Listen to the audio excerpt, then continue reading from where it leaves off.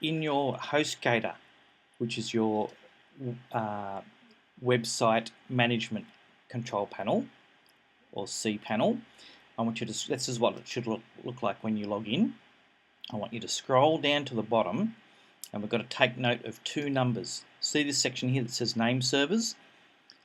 Yours will be different probably to what my numbers show there, but I want you to write down both of those numbers. You can see there's a difference there in the 1 and the 2. Write down both of those numbers for me before we go to Crazy Domains.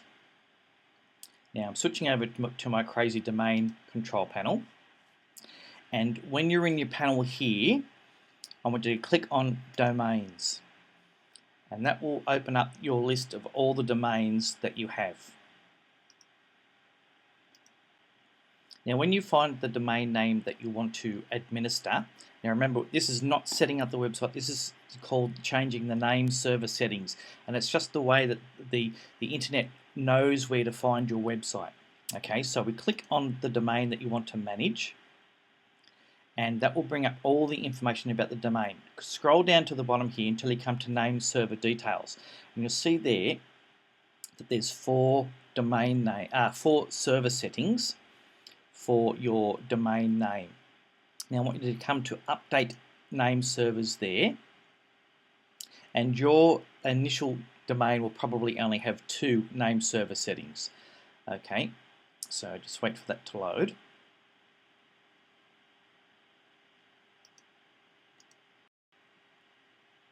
And where we have the name server settings here, you can see delete.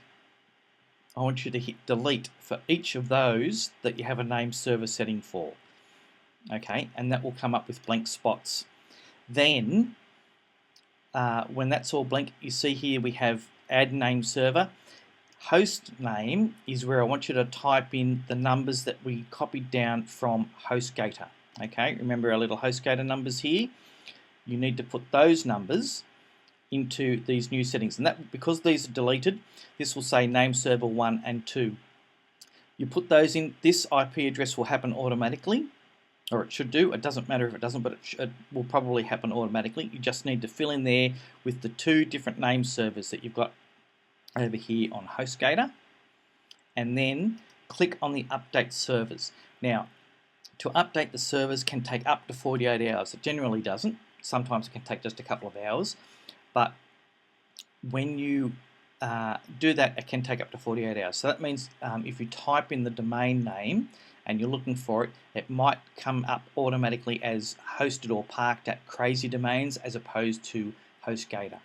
Okay, so that means we've got the name server set up. Then we come to your HostGator account, we just scroll up the top, and we're coming to find the section where we have the add-on domains. Here, okay, you can see we've got domains and then add-on domains. You click on that, and this is where we add the new domain to your hosting account. So I'll just let that pop through. And then you type the domain name in here, all this other stuff will fill out.